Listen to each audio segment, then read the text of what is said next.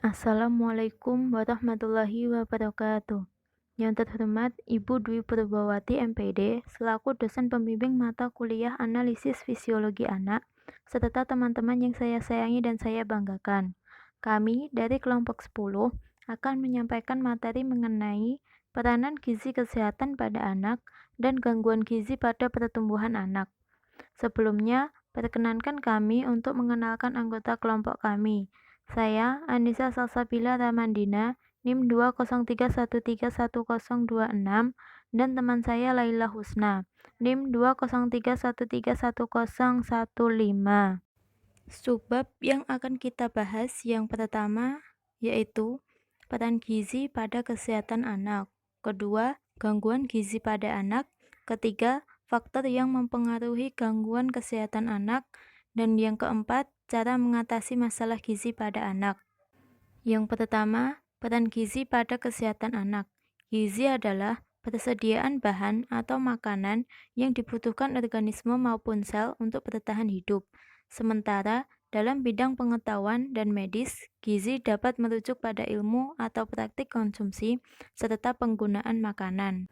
Banyak makanan yang beredar di lingkungan sekitar anak mengandung zat yang tidak dibutuhkan oleh tubuh, bahkan tergolong berbahaya, seperti halnya makan yang mengandung pengawet, pewarna buatan, dan pemanis buatan, yang akan memberikan dampak negatif pada tubuh anak sehingga dapat menghambat proses pertumbuhan dan perkembangan anak.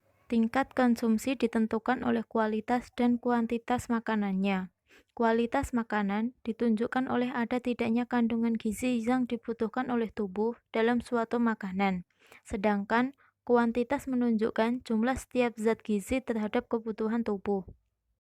Pembahasan yang selanjutnya yaitu fungsi gizi. Fungsi gizi yang pertama yaitu sebagai sumber energi dan tenaga.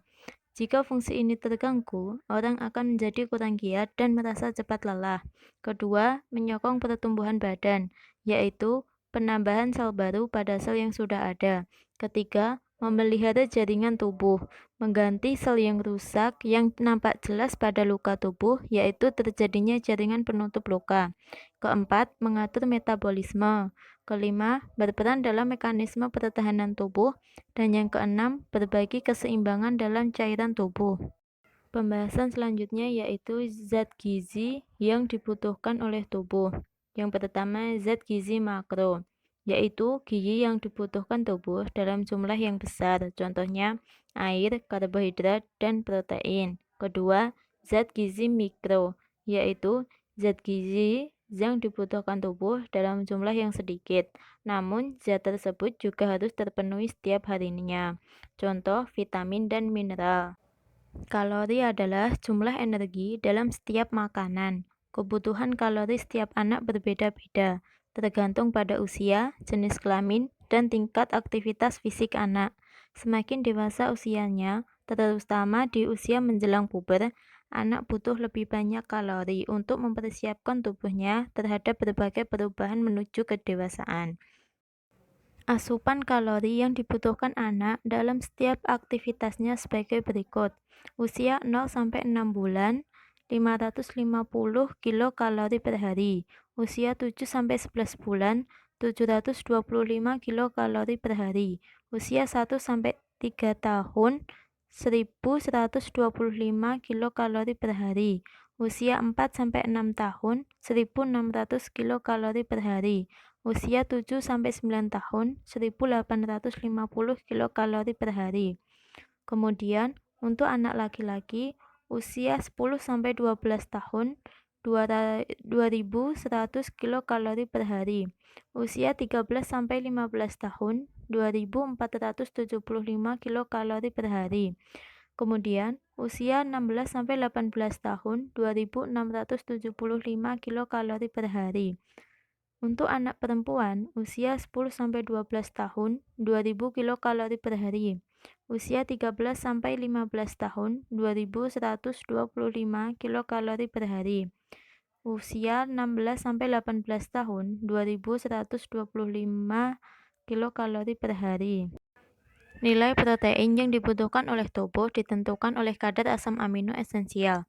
Namun, biasanya nilai protein hewani lebih tinggi dibandingkan protein nabati. Rata-rata masyarakat Indonesia mengonsumsi sekitar 60% protein yang berasal dari telur. Berikut merupakan kebutuhan yang dibutuhkan oleh manusia. Yang pertama, karbohidrat. Karbohidrat dijadikan sebagai makanan pokok, berfungsi mengurangi risiko penyakit dan memenuhi kebutuhan kalori secara sehat. Kedua, protein. Protein berfungsi memperbaiki jaringan tubuh, membuat antibodi, dan mengangkut sel atau zat. Ketiga, lemak. Sebagai perlindungan, penyerapan vitamin, energi, dan daya tahan tubuh. Keempat, vitamin. Vitamin membantu mengatur metabolisme, mencegah penyakit kronis, dan memelihara nafsu makan. Kelima, mineral. Mineral sebagai kesehatan imun, kesehatan tulang dan gigi, dan sistem darah.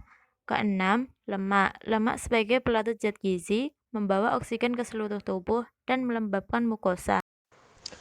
Yang kedua yaitu gangguan gizi pada kesehatan anak atau malnutrisi merupakan gangguan kesehatan serius yang terjadi ketika tubuh tidak mendapatkan asupan nutrisi yang cukup. Padahal nutrisi sangat dibutuhkan oleh tubuh untuk dapat menjalankan fungsinya dengan baik. Ada beberapa permasalahan gizi buruk pada balita. Yang pertama, anak kurus. Kurusnya tubuh anak biasanya disebabkan oleh kurangnya asupan zat besi. Hal ini dapat meningkatkan risiko anak terkena berbagai penyakit infeksi dan hormonal yang berdampak buruk pada kesehatannya. Yang kedua, kelebihan berat badan atau obesitas. Kondisi ini sangat tidak normal karena tubuh memiliki kelebihan lemak di dalam jaringan adiposa yang bisa mengganggu kesehatan anak. Biasanya obesitas disebabkan karena kurangnya mendapat asupan sayur dan buah. Yang ketiga, bertubuh pendek adalah kondisi tinggi badan anak jauh lebih pendek dibandingkan tinggi badan anak seusianya. Tubuh pendek pada masa anak-anak dapat diakibatkan oleh kekurangan gizi kronis atau kegagalan pertumbuhan. Yang keempat, anemia. Anemia adalah kondisi tidak memiliki cukup darah sel merah yang sehat untuk membawa oksigen. Anemia bisa berdampak buruk terhadap penurunan imunitas, konsentrasi belajar pada anak. Yang kelima, marasmus. Marasmus adalah kondisi gizi yang disebabkan oleh tidak terpenuhinya asupan energi harian. Padahal energi itu sangat penting untuk mencukupi kebutuhan energi setiap harinya guna mendukung semua fungsi organ, sel, serta jaringan tubuh pada anak. Ciri-ciri marasmus yaitu berbadan kurus, wajahnya berubah menjadi tua, kulit menjadi keriput, jaringan lemak berkurang, perut anak menjadi buncit. Yang keenam yaitu kwashiorkor adalah kondisi kekurangan gizi yang penyebab utamanya karena rendahnya asupan protein.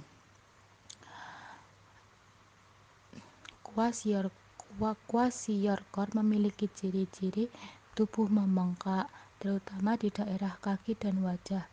Pandangan mata berubah menjadi sayu, rambut berubah menjadi kemerahan dan mudah rontok, otot mengecil, hati membesar, menderita anemia dan diare.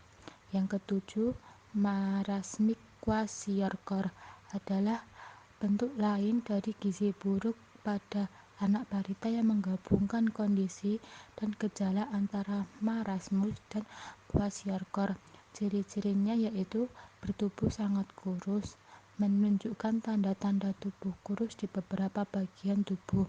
Contohnya hilangnya jaringan dan massa otot, serta tulang yang berlangsung gerenta pada kulit. Yang ketiga, mengalami penumpukan cairan di beberapa bagian tubuh.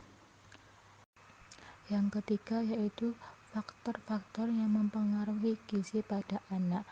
Faktor yang berpengaruh terhadap gizi anak terbagi menjadi dua, yaitu faktor internal. Faktor internal adalah faktor yang ada di dalam diri anak itu sendiri, yang meliputi status kesehatan, umur, jenis kelamin, dan ukuran tubuh. Yang kedua, faktor eksternal. Faktor eksternal yaitu pendidikan, penghasilan keluarga, kebiasaan ketahanan pangan, pola pengasuhan, sanitasi, dan lingkungannya. Ada juga beberapa faktor yang mempengaruhi gizi kesehatan pada anak. Yang pertama, program pemberian makanan tambahan. Program ini bertujuan untuk menambah nutrisi pada anak. Biasanya diperoleh ketika mengikuti posyandu. Yang kedua, tingkat pendapatan keluarga. Di negara Indonesia yang jumlah pendapatan penduduk sebagian rendah adalah golongan rendah dan menengah, akan berdampak pada pemenuhan bahan makanan. Yang ketiga, memelihara kesehatan. Perilaku yang dapat menambah kesehatan yaitu makan makanan yang sehat, yang bergizi, juga olahraga. Yang keempat, pola asuh keluarga. Pola asuh adalah pola pendidikan yang diberikan orang tua kepada anaknya. Setiap anak membutuhkan cinta, perhatian, dan juga kasih sayang. Hal ini dapat berdampak besar terhadap perkembangan fisik, mental, dan emosional pada anak. Yang kelima, ketidaktahuan orang tua terhadap gizi. Ketidaktahuan ini sering terjadi akibat minimnya pengetahuan orang tua dan kurangnya akses informasi yang memadai mengenai panduan makanan bergizi. Yang keenam yaitu tingkat ekonomi rendah. Kondisi sosial ekonomi keluarga yang kurang baik juga bisa menyebabkan anak mengalami kekurangan gizi. Hal ini karena porsi dan jenis makanan tidak memenuhi kebutuhan gizi pada anak. Yang ketujuh, kebersihan lingkungan yang buruk. Lingkungan yang tidak bersih juga dapat menyebabkan gizi yang lingkungan yang tidak bersih juga dapat menyebabkan kekurangan gizi. Sebab lingkungan yang kotor bisa membuat anak terserang berbagai penyakit. Yang keempat yaitu cara mengatasi masalah gizi pada anak. Anak membutuhkan gizi yang cukup agar dapat tumbuh dan berkembang dengan baik. Masalah gizi pada anak bisa berdampak buruk pada kedua hal tersebut. Jika dibiarkan, dampaknya akan terus berlangsung hingga dewasa nanti. Gizi yang buruk dapat menyebabkan kualitas hidup yang buruk juga. Bukan hanya perkembangan fisik anak yang terganggu, namun juga perkembangan intelektualitasnya. Anak harus mendapatkan 5 kelompok makanan ini agar pertumbuhan mereka tercukupi. Yang pertama yaitu makan berbagai jenis sayur dan sayuran dan buah-buahan. Yang kedua, biji-bijian yang utuh. Contohnya yaitu nasi merah, bubur gandum, maupun jagung. Yang ketiga, susu dan produk olahannya. Contohnya yaitu keju atau yogurt. Yang keempat yaitu protein. Protein bisa didapatkan melalui daging, ikan, telur, tahu, dan kacang-kacangan. Yang kelima, air putih.